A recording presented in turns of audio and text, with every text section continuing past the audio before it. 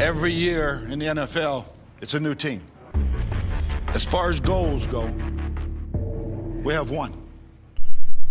Putting a ring on our finger. Welcome to the Buccaneers Observer Podcast. This is Ralph Phillips. I'm Molly Bay. Today is January 17th, 2022, better known as Victory Monday. Victory Monday. Mm-hmm. 3 more games. 3 more games. Oh my Yes. gosh. Was that a beatdown or what? Playoff Buccaneers are back, baby. Buccaneers, man. It's amazing. We looked incredible. Yes. Just flawless. Our defense balled out. And our offense did too. I mean, we were getting chunk plays left and right. Up until the fourth quarter when we didn't really care, and then we just started running it and everything. I know. But, I mean, we were just at will. At will. Getting 15, 20 yards. Bam, bam, bam, bam. It was great. And our defense, man, game ball to the defense. Yes. I know. They showed up. They showed up like we wanted them to. You know, and we had said in our predictions, we were like, man, this is all contingent on the defense showing up. You know, Barrett coming in, Vontae coming in, JPP coming in and playing good football. And they did. You know, you predicted 27-16. The final score was 31 to 15. To 15. So you were technically closer. That's the best kind of close. I predicted 45-9, but you have to say, in spirit, I was a lot closer. Right, but like technically I was. I actually was. Oh, at no point in that game, at no point did I feel worried at all. No. I mean, good Lord, they didn't even score until like 12 minutes left in the fourth quarter. I know. That is just incredible. I'm bummed we didn't get a shutout. Yeah. Like, I'm a little greedy. Yeah. Not going to lie. I thought it would be a little closer game than what it was, but we just trounced them. I mean, it was not. Yeah. We made them look like they didn't belong in the playoffs. We're going to make everybody look that way. Yeah. You know, I'm watching it and I just think, oh my God, everyone we faced in the playoffs last year has like PTSD right now. But we didn't play 2 of them. I mean, 2 of them didn't even make it to the playoffs, the Saints and the Washington. But Green Bay, they're hoping that San Francisco beats them next week because they don't want to see us in the championship. They do not want to play us. That's what I'm telling you, man. When we bring our A game, nobody can touch us. Can't stop it. Nobody. And, you know, Green Bay's got to go up against 49ers who beat Dallas. Oh, my gosh, that game. I would have said Dallas was going to win, but everybody was saying 49ers is playing the best football right now. They're, you know, a lot of people were picking the 49ers. I was like, really? But then they come out there and beat them. But, you know, a lot of it was due. The Cowboys were coming back. You know, poor coaching is what I would say. But yeah. McCarthy, you know, that's what you get. But, you know, Dallas was down. They were down a touchdown, and they drove down the field and got like on the 15-yard line. And let's see, they ran that quarterback draw, and he slid down with 7 seconds left. And then so they had to run up to the line of scrimmage and snap the ball and spike it. And so the ref has to place the ball. Right, not the center. Yeah, they were trying to let the center do it. Yeah, that was a little. But you know, when high adrenaline's going, you're not thinking right. But the ref did get up there and, you know, they kind of fumbled around a little bit. Yeah, he knocked into Dak Prescott. Yeah. In the center. Yep. And they snapped the ball. They snapped that ball. I put it on frame by frame. That ball snapped the very second that it went to 0. So, you know, it's a little, you know. Could have gone either way. It could have gone either way. I think the refs should have let it play out myself. Because, you know, they do that with the delay of game. You know, when it hits 0, they don't even think about looking. It's not, you know, it's usually a second or two after it hits 0 that they'll call a delay of game. This is a little bit different, but, he did snap that ball right when it turned 0. And it really surprised me when the refs, they conferred and then they turned around and they said, the game's over, and then ran to the tunnel. Sure did. Because that crowd was pissed. That crowd was pissed. But you know what? They started throwing shit at the players. I thought they'd thrown it to the refs. They hit the players. Yeah. The journalist asked specific, I think. Who'd they ask? Well, I don't know. It was I think whoever took the video or whatever. Yeah. I don't know. Oh, well. Whoever was tweeting it had said, hey, I clarified. My favorite words in the English language, not my problem. I know. We're going on. 3 more games. 3 more games. God. So we don't know who we're playing yet next Sunday, but we are playing at home. Oh, yeah. 3:00 on Sunday. 3:00 on Sunday. So we're the last NFC game. Okay. Green Bay and San Francisco will play Saturday. Oh, really? Mm-hmm. So they're having one NFC. Mm-hmm. How many NFC games are left? Just the 2? Just the 2, yeah. Okay, and then it's the NFC Championship, and then Super Bowls. Mm-hmm. So, yep, we won't know until tonight. It's between the Cardinals and the Rams, so we're going to get one of those 2. Molly wants the Cardinals. Yeah. She says that they're going to be an easier team to beat, and she's got a point because Rams have had our number for quite a few years in a row now. I think the Cardinals, they're on a downward slope, first of all. They're faster. They're a lot like Philadelphia. I think they're built a lot like Philly and real speedy team. Yeah.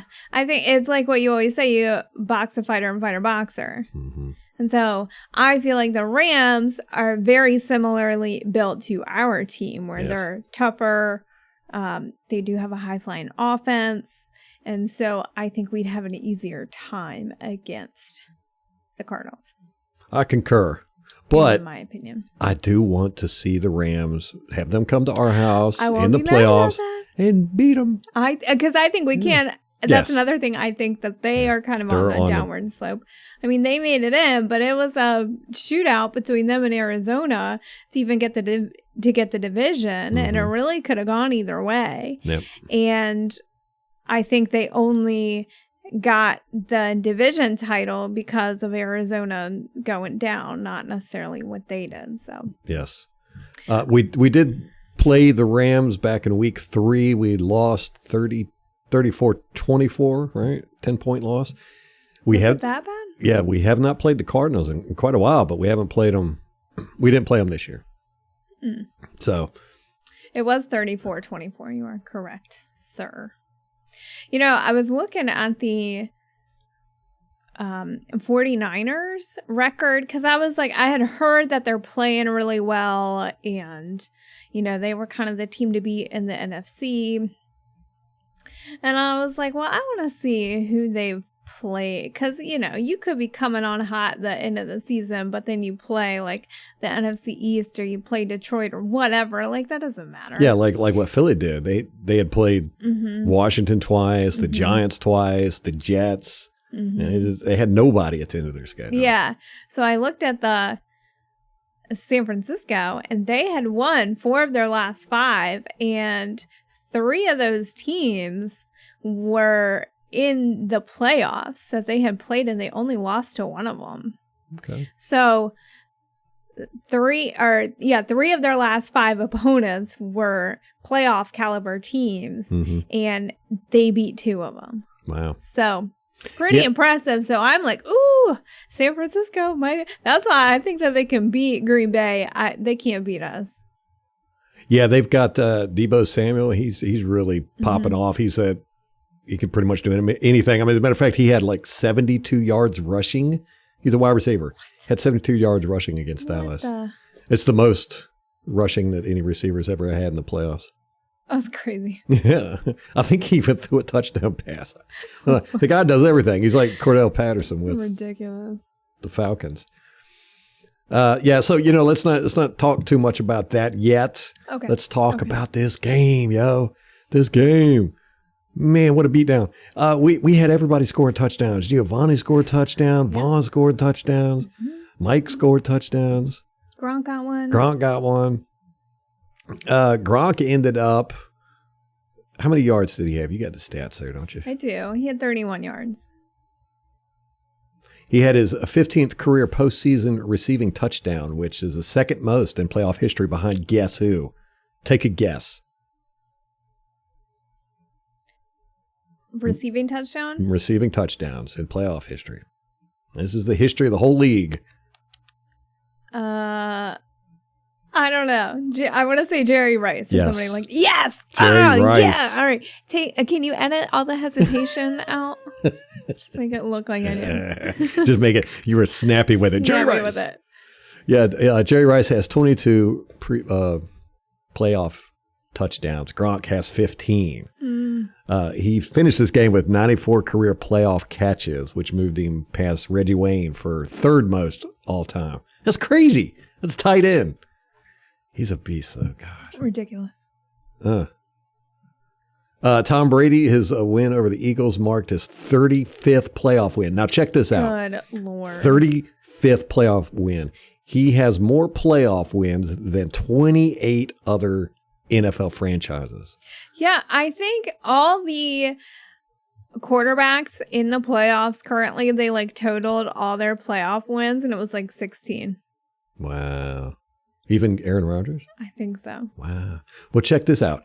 The Patriots, the Packers, and the Steelers have more playoff wins as teams than Tom Brady. But if Tom Brady wins the Super Bowl, he will have more playoff victories than any team in the NFL. Yeah, that's how close he is. Okay. He's got 35. The Patriots have 37. Packers have 36.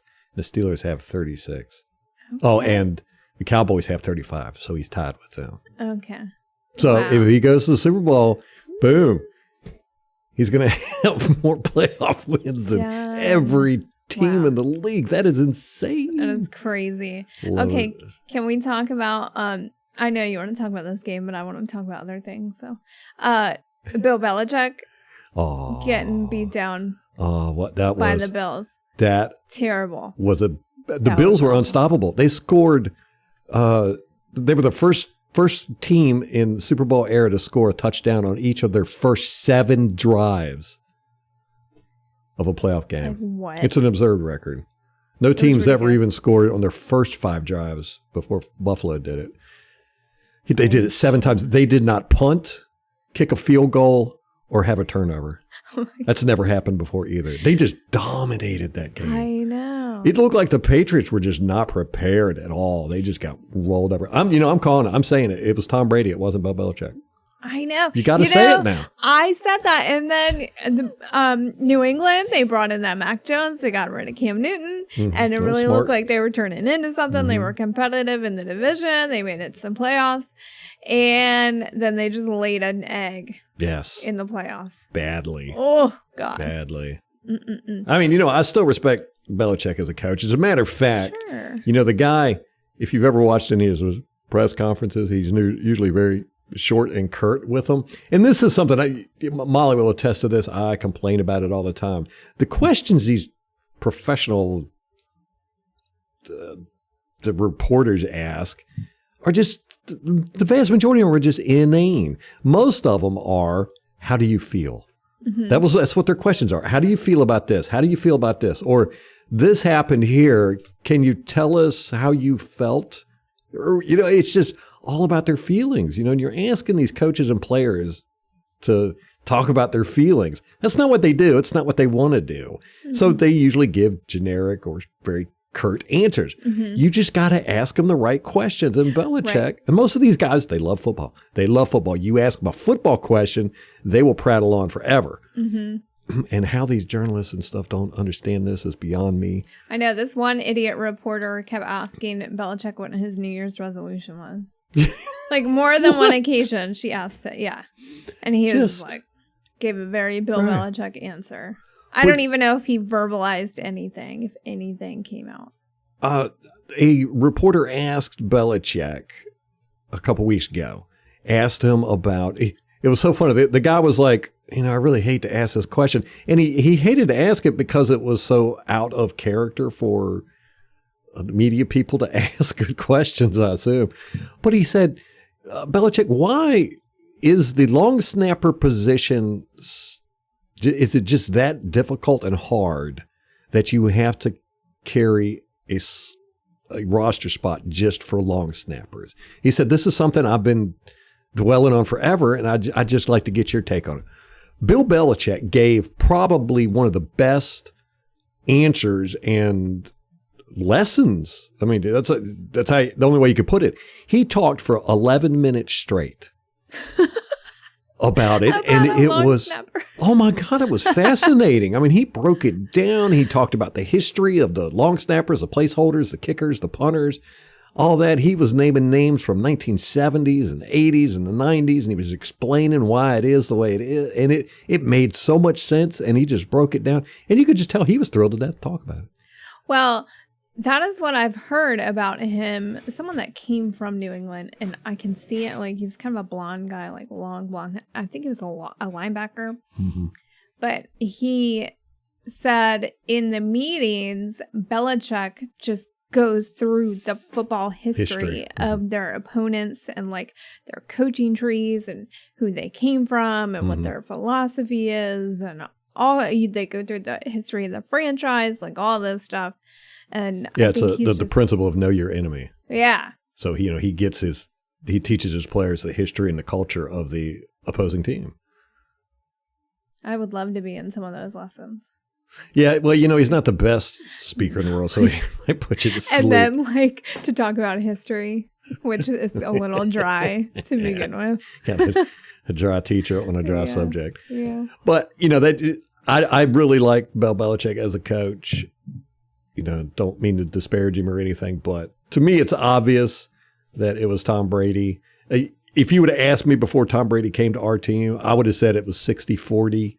60% Belichick, 40% Brady. Now it's totally flipped. I'm saying I'd even go 70-30. 70% Brady, 30% Belichick. I think you could put Brady on the Cleveland Browns or the Detroit Lions, and they would have a winning record. Ooh, interesting. He's just that I would good. almost. I mean, I don't want him to leave the Buccaneers. But you almost want to see that happen. But I want to see that happen. I do. Yeah. Mm-hmm. Well, I mean, you see, he had Mike Evans and Gronk out there. But other than that, I mean, who do you have? Sauer, Grayson, Johnson. No, Grayson didn't even play. Oh, that's right. That's right. Yeah, so who? Perriman? What? Who dropped? Okay, I'm still thinking about this, sending Tom Brady into Detroit Lions. What if we did a reality show where you take Peyton Manning and let him coach the Jacksonville Jaguars for a season? Let's think about this like after Tom Brady retires. Right. Give Peyton Manning the Jacksonville Jaguars, and you give Tom Brady the Detroit Lions, and let them coach a season and see how it goes. In coaching, huh? Coaching. I think they could both do it. Yeah, definitely. I think Peyton Manning would probably win that. Yeah, just the coaching edge. He's such a good let Tom play for the Detroit Lions and let Peyton coach. Yeah, then Jaguars. Brady would get it. Think so? Yes, 100%. Okay. All right. Okay. I'm done. Eagles game. Let's talk about this game. I got my blinders on. Let's talk about this game. Okay, it was rainy. Windy there, and holy crap! It did affect windy. The game. When I saw how windy it was, I was like, "Oh no, that's going to hurt us," because we're a passing team and they're a running team, so it's much more of an advantage to them. It hurt in the punt and kickoffs. We didn't have very good punts. They didn't have very good punts. As a matter of fact, in the first quarter, they shanked a punt, for a 27-yard punt. And then we got the ball, dropped a bunch of passes, and then we punted it. And it was a 31-yard punt. So I'm immediately thinking, oh, no, this is going to turn out to be a mess. But then we just started scoring touchdowns. It didn't even look windy on the field. Like every now and then you would see garbage like rolling across like a tumbleweed, but other than that, it didn't look windy on the field. They showed the trees outside and it looked like a hurricane. Yeah. Right. There's nothing in the stadium that really shows except for the flags up on the goalposts. But they're high up anyway, so you kind of expect them to be waving. And all a little bit. Yeah. Let me see. In the first quarter, Philadelphia, that defense, they got that unnecessary roughness hit on Tom Brady. Mm-hmm. I did not like the officiating in this game. I thought it him in sucked. the hip. Yeah, that was. I didn't like that. I'm not a big fan of roughing the quarterback rules anyhow, but that one was just like, you're like, what? Hit him in the hip. No big deal, man. Tom's tougher than that. And then Tristan Wirfs got hurt. Ooh. Oh, Tristan. He's in a boot today. Mm-hmm. They're saying it's a sprained ankle, and they'll know by like Friday if he can play. Man, I hope he can, because as soon as he got hurt, they trotted Josh Wells out there, and I was like, oh my God, no. Yeah, and he had some boneheaded plays. We'll get to those in a minute, but well, he's hurt too, apparently. From this game? Yeah, and because they were talking about worst case scenario, they were going to move Kappa over to right tackle and then put Stinney at right guard. Okay. And they said that could be possible. Yeah, I think Josh Wells is still hurt, so that could be possible for this week coming up. Interesting. They're not going to know till Friday. I think Wirfs will fight through it. Sprained ankle, that's one of those things where the medical doctors can't keep you on the bench for that. Yeah. Well, it's one of those things, too. It kind of gives people, like when he hurt his ankle and then went back out there, it gave people the fodder. Like, see, AB was right. They're trying to make people play. Yeah, he went back out there later in the second half, right? And he was limping around after every play, and so they just pulled him. Yeah. And then shortly thereafter that, Jensen got hurt. He ended up coming back in the game, though. He was pissed. Oh, yeah, he punched the earth. What did Earth do to you? He punched the earth in the face, gave it a black eye. He was mad, just hitting the ground with his fist. He was pissed. Well, and then he cussed out the trainers. Yeah, trainers come to help him off. He was like, get the F off of me, or away from me. Mm-hmm. Yeah. But he ended up coming back out and playing. Mm-hmm. Wirfs tried later in the game, but didn't last long. And then you have, oh my gosh, okay. Yes. Let's do it. The punt and kickoffs weren't the greatest in the world. Now, last week, you had said Pinion is still dealing with a hip issue. Mm-hmm. Yes, last week, one thing about Pinion is he's really good at kicking the ball out of the back of the end zone on kickoffs. Last week, he didn't do it. They were able to return most of them. And this week, the same. A lot of that was due to the win. Mm-hmm. Both teams were like that. They were very short kickoffs and very short punts. But our kickoff teams did great. I mean, we were getting down there, and that fumble, Scotty Miller, man, I mean, he just took off running. He was that gunner on the other side of the field. He ran all the way from the other side of the field at full speed. And as soon as that guy touched the ball, he clobbered him. Bam! And the ball kind of stayed still because the guy never really got his hands on it. I mean, his fingertips touched it. Mm-hmm. And the next thing you know, he was taken out of the picture and the ball was still laying there. I mean, there was nothing he could do. Scotty on him, which I love Scotty's play. Like, that's one of those gritty plays that BA wanted him to. That's the second time he did that this year. Remember, he did it back in, oh my God. I want to say it was the first Philadelphia game. Oh, really? But it might not have been. Yeah, remember he went down there and clobbered the returner and caused him to fumble it? I don't remember. Man. But we had a couple plays like that. There was the guy fumbled it, the Philadelphia guy ended up going backwards and picked it up on like the 1 yard line, and then we tackled him at like the 6. Mm-hmm. Yeah, they had one return. They got a return for 31. It was when they scored their first touchdown. They got the return for 31 yards, and then they got a screen pass that went for 30-some yards, and then they got the Boston Scott touchdown run for 31 yards. So it was back-to-back-to-back big plays that they got. That was their first touchdown. Oh, okay. Mm-hmm. And that was, I want to say, 12 minutes in the fourth quarter. That was 31-zip. Going into the fourth quarter. Oh my gosh. This poor, I feel for him. And you were saying you really like Jalen Hurts, like as a quarterback. Mm-hmm. Now, typically we're not a fan of these runners, but he's so judicious with it. He's not skittish. No. And he does have an arm, and he could be a pocket passer if he had to. Mm-hmm. Yes, that play where he was throwing it to, oh gosh, I don't know who the guy's name was, number 1, I think it was. He was standing in the end zone, and Jamel Dean had fallen down in coverage, slipped. Again, Tampa Bay Field. He had slipped. They gotta find that lawn guy. The number 1 horticulturist. Mm-hmm. So this guy's wide open in the end zone, and Hurts chunks it to him. Edwards comes running over from midfield. He was the midfield safety. Come running over from midfield and got that interception. That was beautiful. It was like a toe tapper, too. He was right near the pylon. Right, because he was running at full speed. And Juke got out in front of it. Got his feet in. Yes. Let me see. Second quarter, 10:01, Brady got sacked, right? We had 4 sacks in this game. Yeah, we gave up 4 sacks. Yeah. That sack was a miscommunication between Marpet and Jensen. It was hilarious. They were blocking the same guy they were doubling. This happens a lot. And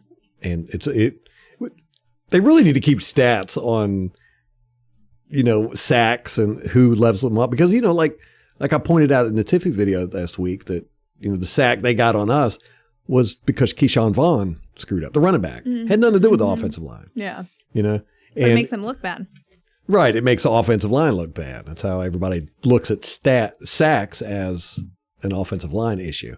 But here they were double teaming this guy and had him, he wasn't going anywhere, and they were all just kind of standing there. So they both at the same time decided to stop and help the guys beside him double team.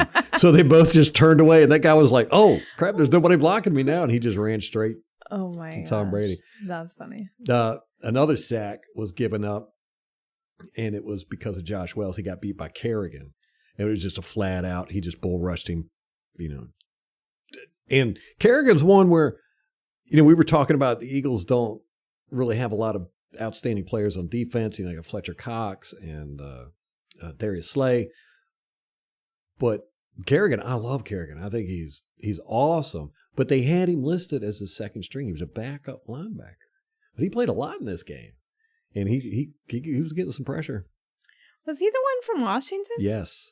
Oh. Yeah. You kept talking about him, and I'm like, I don't know who this guy is. Yeah. But anyhow, he beats Josh Wells and pushes Josh Wells back, and then he sacked Brady. But that really wouldn't have mattered, because even if Josh Wells would have blocked Kerrigan, Fletcher Cox steamrolled Kappa on that play, just rolled right over top of him. And he was right there with Kerrigan. So if Kerrigan wouldn't have beat Wells, Fletcher Cox had beaten Kappa. So that play was a wash from the get-go. It was like immediately they just busted through the line. We're lucky it didn't happen a lot more often than it did. Let me see. Philadelphia in the second quarter now, they were down 17-0 at this point, I think. Yes. And they went for it on 4th down twice because they were just getting whooped so bad. Now, the first time they went for it, this was about the 4-minute mark before halftime. They got it. And then they moved down the field more, and they got a little bit into field goal range. I think it would have been a 56-yarder or something. But with that wind, you just didn't really want to try it. So they went for it again, and it was almost intercepted by Carlton Davis. Ooh. We ended up taking over on our 37. But that's the thing about our secondary in this game. We had 2 interceptions. One of them was by the secondary. The other one was by outside linebacker, Shaq Barrett. Great, excellent play. We'll get to that in a second. But the rest of our secondary, we had, I think it was 7 or 9 pass defenses. 5 of those were almost interceptions. Oh, no. I mean, oh, my God. We were dropping more interceptions than they were getting incompletions. Oh, my gosh. Getting completions. Yeah, we were all over that field, man. Yeah, we had 7 passes defended. Yeah, 5 of those were near interceptions. Oh, I think everybody on the field had one almost. It's amazing. So then there's the next stupid penalty. Carlton Davis, he got an unsportsmanlike conduct penalty for taking his helmet off in celebration. right? I don't understand the helmet rule because I feel like I see guys take their helmets off all Yes. the time. Yes, Levante David did it against Dallas. Remember, he almost had an interception, and Carlton Davis was behind him, and Carlton Davis would have gotten the interception if he wouldn't have hit the ball. But still, David came close to getting an interception, and he was so frustrated after the play, he took his helmet off and started beating it on the ground. Yeah. And they didn't call a penalty on that. But here's when they do call a penalty. Keanu Neal, the safety for the Falcons, he got a penalty in the end zone. I think it was 2 years ago. He had just come off an injury, his Achilles heel, and then he got hurt in the end zone, Achilles heel, out for the season. He's laying on the ground and he takes his helmet off. He's on pain. Medical staff is coming out there. He takes his helmet off. They threw a flag on him. These people are shameless. Yeah. Tyreek Hill. Remember we talked about this last year. He took his helmet off against the Chargers in the end zone. There he scored the play, took his helmet off, was running around with his helmet off. No play there. I don't mind the rules. Just be consistent. Exactly. If you can't be consistent with the rule, you don't need to have the rule. It's that simple. It's that simple. And of course, this didn't affect the game at all. It's just aggravating. Every penalty that was called on us, except for the JPP offside penalty, was BS. Does he get an offsides penalty in like every game? Every game. Him and Shaq Barrett. Basically. I just want to know how many he has on the season because I'm pretty sure how many he's played in 13 games. He's got 13 offsides penalties. Some games double, two, multiple. Bruce Arians told everybody on the defensive line that they get one penalty a game. Oh. One offside penalty. Oh, offside. Okay. Yeah. Well, no one's going to say anything to JPP if he goes over that. Yeah. So. That might be a JPP rule. He was like, I'll tell you what, coach. Then with 50 seconds left, Mike Edwards with that excellent touchdown, man. I mean, interception. Saving a touchdown. He just ran over, took it. It was amazing. I mean, he ran half the field. Was from midfield. When Jalen Hurts released that ball, it looked like a touchdown to everybody that was in that stadium because he's standing there wide open in the end zone, nobody around him. And Jalen Hurts chunks it. Edwards just flew over there. Man, that was beautiful. That's what you want to see in the playoffs. Mm-hmm. Awesome play. And then Brady got sacked with 27 seconds left before halftime. That's the one where Kerrigan and Fletcher Cox beat the mess out of Kappa. And then, didn't they get the ball back? And there was just a little bit of time left, I felt like. Yeah, I think so. Maybe. Yeah. So in the third quarter, 12:25 in the third quarter, Levante David almost got an interception, got his hands on the ball, went right through him. 11. Oh, yeah, and that's when, that's why you're on the defense, buddy. You got no hands. Yeah. Levante doesn't have that many interceptions. No. But it was like, if he had just kind of had his elbows together more, it went right through his hands and then went through the hole right between his elbows. So if he just had his elbows together a little more, he would have had that. Maybe you can give him some pointers. Coach him, yeah. Send him a video. Technique. Right. Yeah.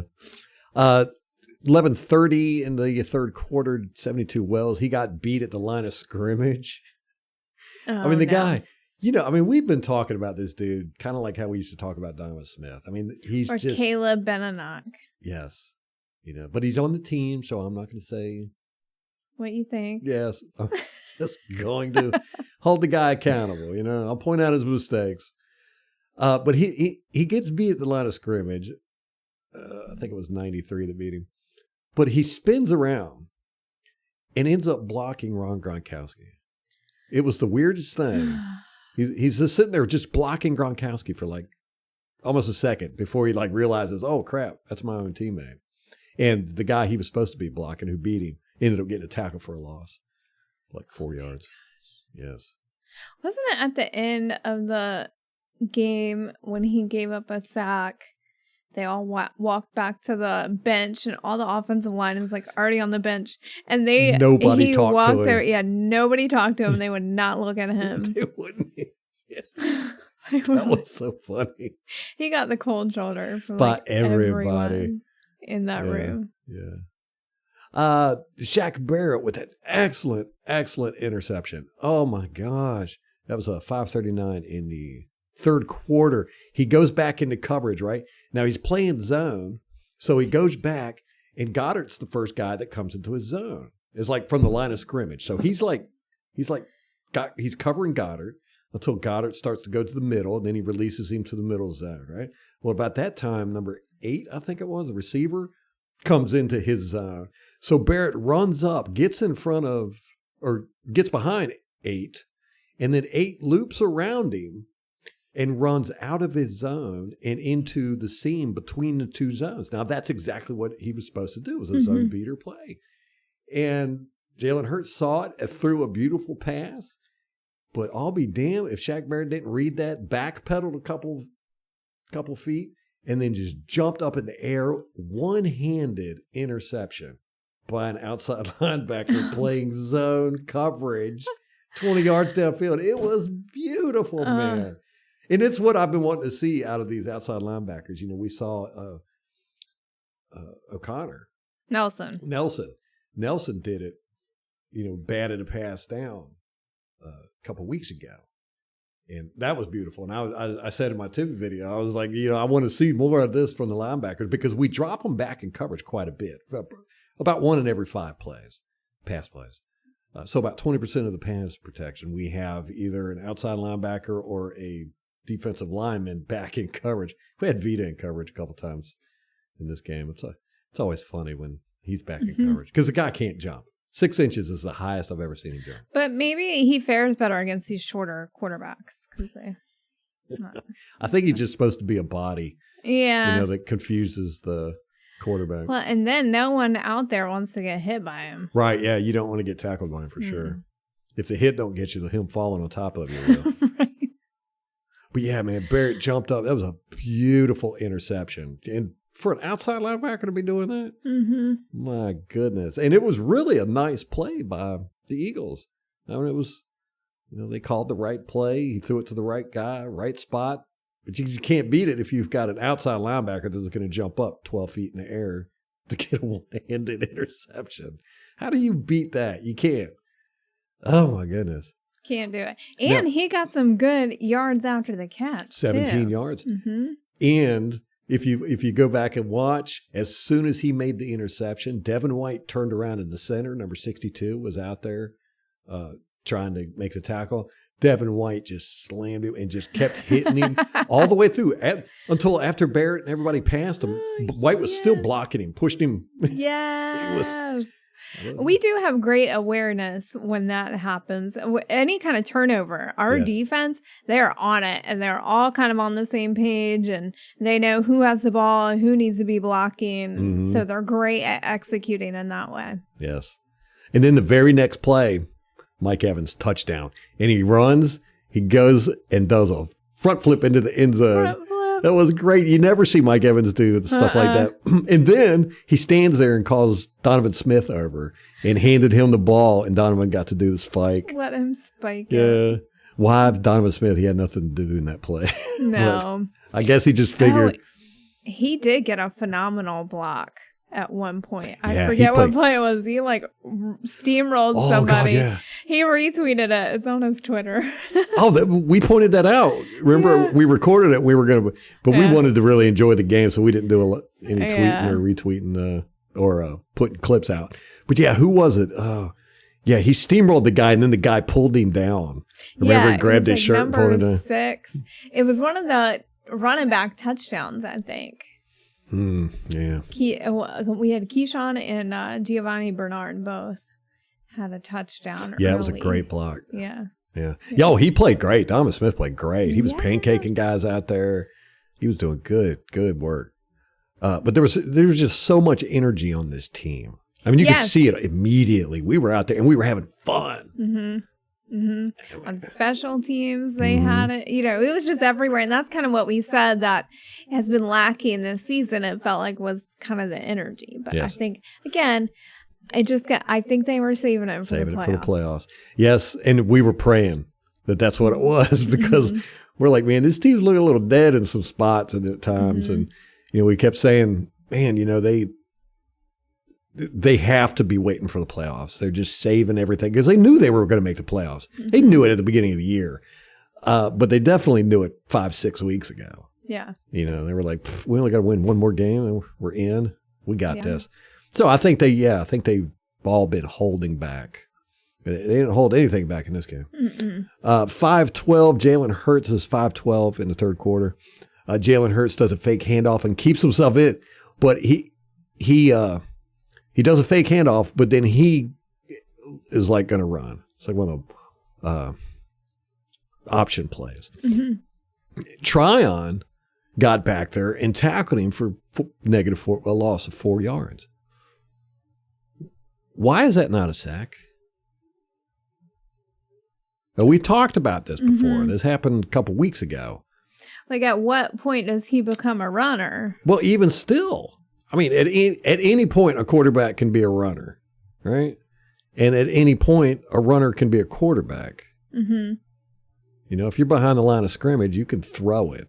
So why wasn't that considered a sack? Yeah, and he did not get credit for a sack. No, we had that happen quite a few times where, he'd run the ball and we'd tackle him behind the line of scrimmage and it wouldn't be a sack. Maybe when it's a run play, it's a sack. Or it's a run play, it's not a sack. Right. So, that's up to the officials or whoever keeps those stats. But, it seems to me like, kind of like how Drew Brees would always throw the ball in the dirt when he was getting sacked and it should have been intentional grounding. Why can't quarterbacks do that? Step back if they see they're going to be sacked, just tuck the ball and start running. You get sacked, but that happens all the time too. You see quarterbacks, they tuck the ball, they go to run, they get sacked. Why is that considered a sack? Right? Or is it? I don't know. Yes. Maybe it's not. I tell you, man. I've never looked into it. Yeah. Just weird one. But that's something that Coach Schiano said, and he emphasized, when we led the league in tackles for a loss, this is back to Levante David's first year. He was incredible, man. I mean, he had so many tackles for a loss. But Schiano was saying, and it really opened my eyes to tackles for a loss. Schiano said, a tackle for a loss is the same as a sack. And that's what we want. We want tackles for losses. And we led the league in it that year. And Levante David led the league in it. And ever since then, I've always real paid attention to tackles for a loss. So on that one, I was like, why wasn't that considered a sack? But why is it considered a sack if the quarterback's in the pocket, he feels pressure, he tucks the ball, he starts to run, but he gets sacked? But maybe that's not a sack. I've seen it happen. It happens to Brady. They'll count it as a sack. Yeah, who's in charge of saying what's a sack? I guess that's the question. The very next play, 98, Nelson. He forced Hurts to throw the ball away. He had a good game too. Which reminds me, I'm not exactly sure when it happened, but I noticed for most of the fourth quarter, so it might have happened about the middle of the third quarter, Shaq and JPP didn't play. They had Nelson, Tryon, and Cam Gill out there. And then Nacho and McClendon were out there for a significant amount of time also. Yes. So I guess we figured, hey, we're up 31 points. Let's rest our defense for the next game. Yeah, I mean, I think the big guys in particular. Yeah. Yep. So then they had to punt after Nelson forced that thing. And look at Ryan Jensen gets called for a, quote, snap infraction. It's listed as an offensive false start, but it was called on the field as a snap infraction. Now, here's what happened. The line was set. He's standing up, right? Tom Brady's behind him. Jensen's standing up, and he bends down real quick, and as soon as he touched the ball, he snapped it. That's a snap infraction. I guess he didn't. You have to be set for a second before you can snap it. He's These rules are so funky. Yeah. And how do they even keep track of all of them? That's what I don't get. Yeah. But that's what I'm saying. All of our penalties, except for that JPP penalty, was BS. You know? All 4 of them. 4.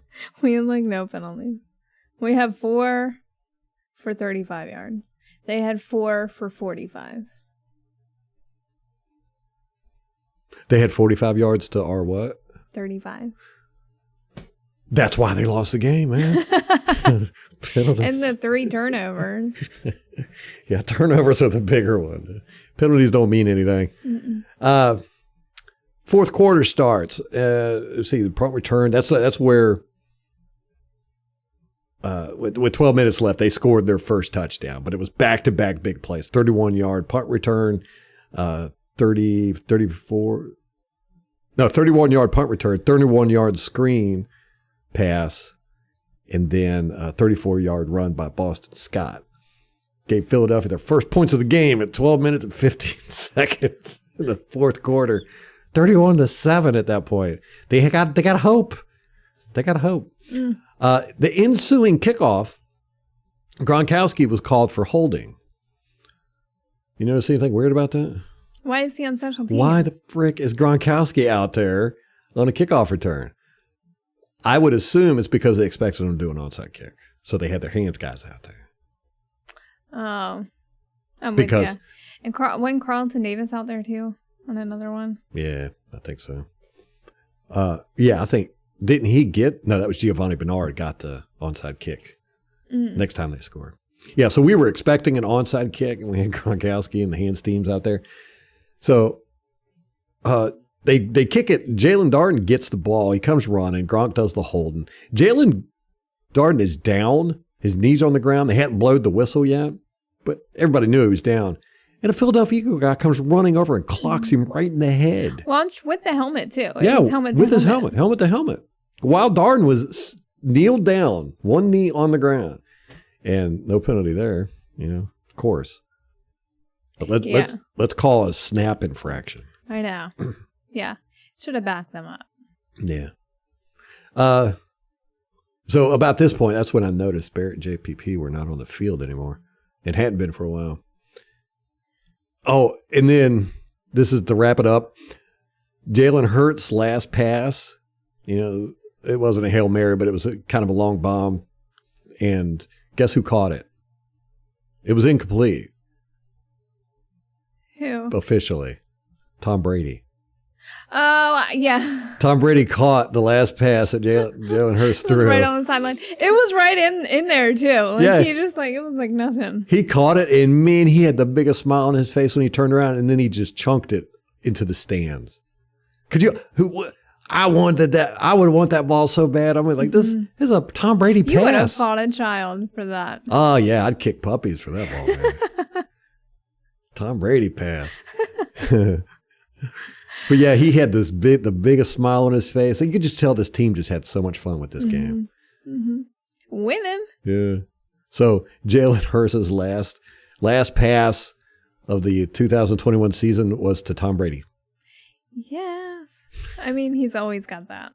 Always got that He right. doesn't have to talk about this game other than to say that. So yeah, great game, man. I loved every single second of it, except for Wirfs getting hurt and Jensen getting hurt. Yeah. Jensen, I knew he was going to, I mean, Jensen's been playing with a bad shoulder all year, and you could hardly tell, you know. I know. And he's just one of those guys. He's kind of like Kappa. Remember, Kappa's out there playing with a broken arm. Ankle. Yeah. We got some tough guys on this team, I man. know. Yeah. Uh, Wirfs, you know, it's a he's different young. generation. Different generation, yeah. He doesn't play mean either. Mm-mm. You know, Kappa and Jensen, man, they will smack your mama with their baby.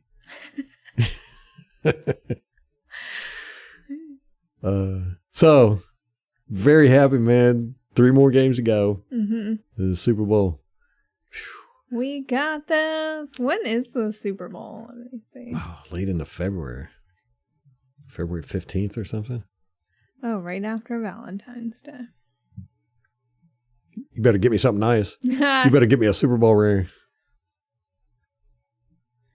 Oh, it says as of December 28th, the Chiefs are a plus 400 favorite to win it all, followed by the Green Bay Packers at plus 450. Where's Tampa Bay at? I know. Big dummies. February 13th.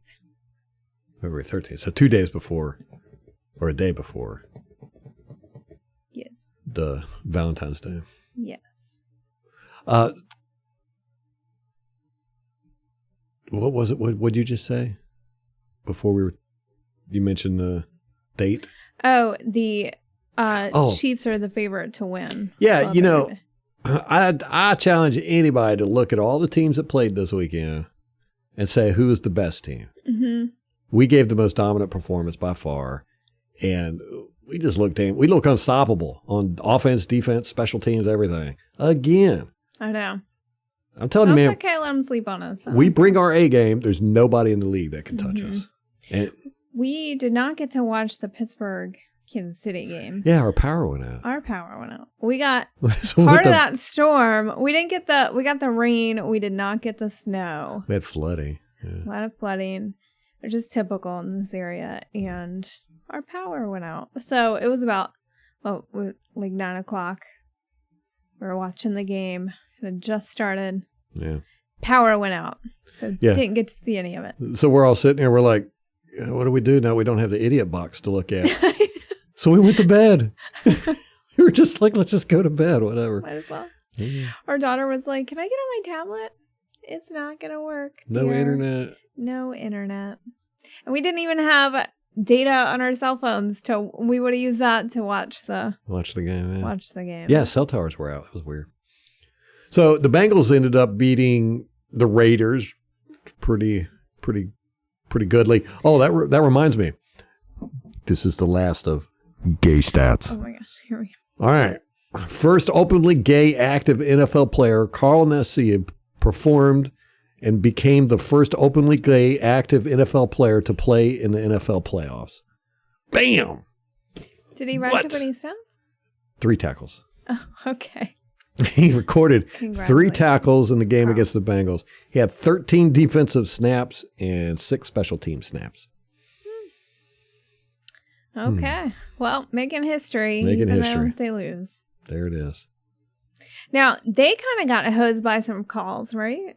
Whoever was officiating their game is not officiating any more games. That's apparently. right. Jerome Boger's crew. Yes, they blew the whistle, and while the ball was in the air, and then the Raiders the Bengals caught a touchdown pass.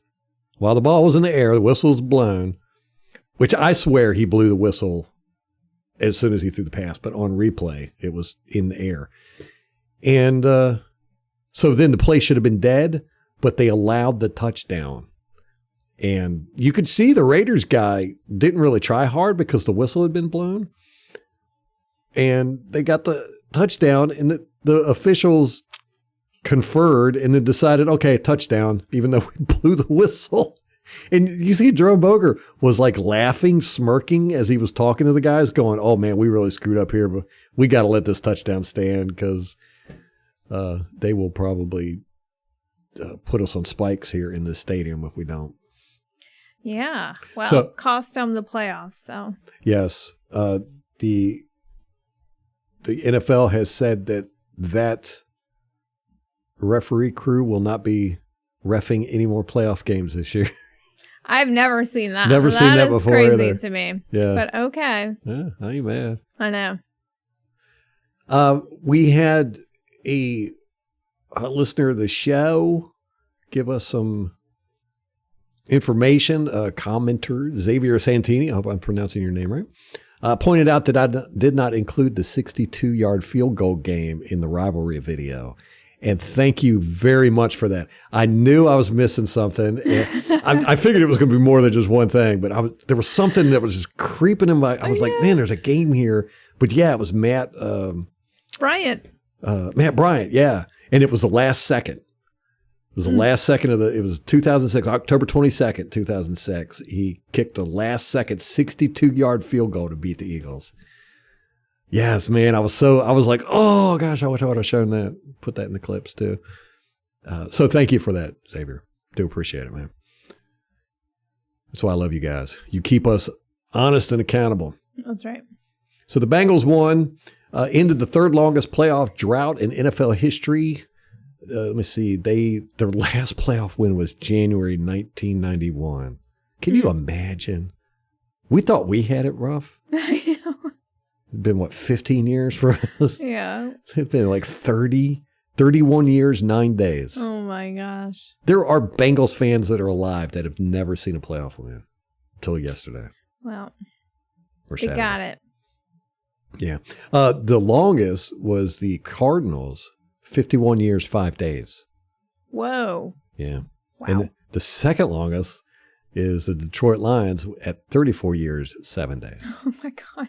You just Whoa. expect that from the Lions. Yeah.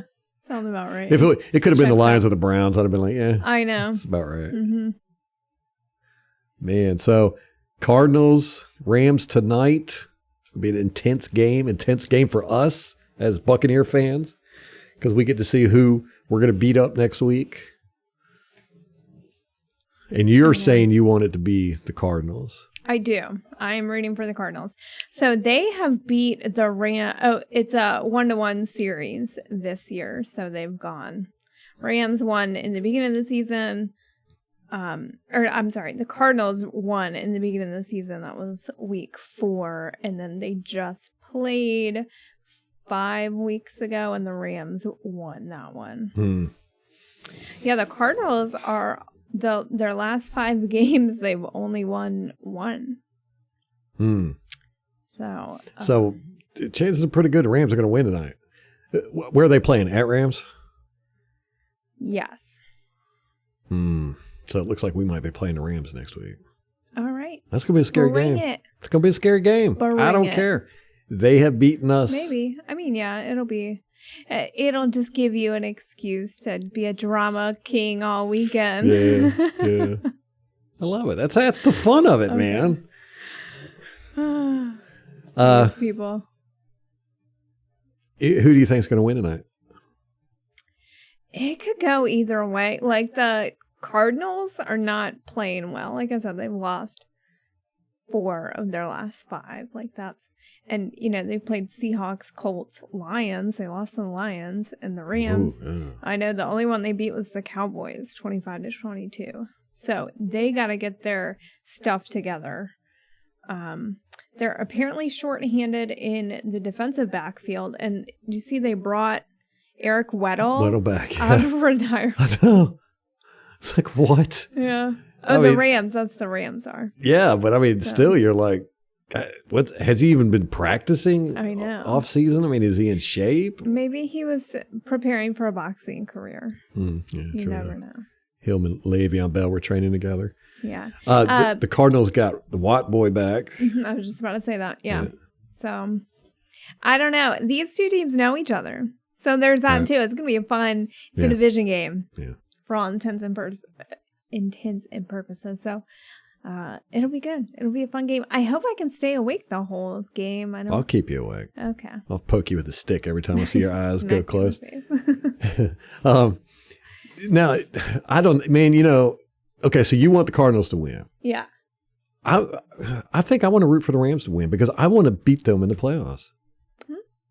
So let's make a wager. No. No? Yeah, okay. You're going to buy me dinner. My choice. Okay. Not Taco Bell. And It has to be a sit-down restaurant. Not fast food. all right. And if I win, We can't say that on air. if I win, you have got to say on the podcast the truth. You just got to speak the truth. Just say, I am the most awesome person you have ever known in your life. Okay. I can do that. Okay. And I get a dinner out of it? Yeah. Dang. Well, plus, there's other things we'll talk about after. Oh, Lord. All right, guys. Man, we are enjoying this game this week. Just bathe in it. I've got a neighbor that I've been looking for all day long. He doesn't want to come out, though, because he knows he's going to get it. He comes out every day at 3 o'clock. Every day He at 3 gets o'clock. home, checks his mail. So he's got to, walks Yep. to the mailbox. Mhm. Got to cross our path. I put my flags Didn't up see last him. night, and it rained so bad they got drenched. One of them fell off. I had to hang them up in the bathroom today because they were so wet. So anyhow, guys, it was a great win. We still got a ways to go. We still got 3 more games ahead of us. We got this big one coming up. And, it doesn't even matter who wins between the 49ers, Green Bay. Either team's going to be tough, although I think Green Bay was probably the better opponent. I just don't know enough about the 49ers. Yeah, I think I'd rather play Green Bay just because they're the devil we know. But I don't want to go to Green Bay. I want the that's 49ers to come to Raymond James. That's true. So we want to root for the 49ers. And Molly wants to root for the Cardinals. I want to root for the Rams tonight. Although I'll be happy either way. I just want to beat the Rams in the playoffs. That's it. I just want to beat them. That's true. That would be a good playoff game. Yeah. I think the Arizona will be a much easier game for us. So in that aspect, yes, I want them to win. But guys, enjoy this. Enjoy it immensely. We have the best quarterback in the history of the NFL. We probably got the best coaching staff in the history of the NFL. According to Ralph, we have the best football team in the history of the NFL. And this ain't going to last forever. So sit around, soak it up, enjoy it, rub it into everybody's face that you can think of. Just wear your colors proudly. Yeah. And wear them all week. If you only got one jersey, one shirt, wear it all week. Don't even wash it. Stink it up till next weekend. Let's do this, guys. Think positive. Do it. Think that we're just going to slaughter our way to the Super Bowl. Yes. You think we'll play? I wanted to see the Patriots in the Super Bowl. I really do. You think we'll see the Chiefs again? Right now, it's down to the Chiefs, the Bengals, the Bills, and possibly. I ain't scared of any of those fools. Like I know. the Bills, they're sad. We're gonna, we already beat them once this year. Yep. Uh, I'll take on any of them. I'll take on all of them. Let's do it. Who's the fourth NFC or AFC team? Who am I missing there? No, we got 3. There 3 left at this point. Kansas City, Buffalo, and Cincinnati. Oh, and who had the bye? Tennessee. Tennessee, yeah. Yeah. Yeah. Tennessee. I'll play any of them. Yeah, any of them. Don't care. Not scared. Come on. All right, guys, that's going to wrap it up for us. Till next time. Go Bucks.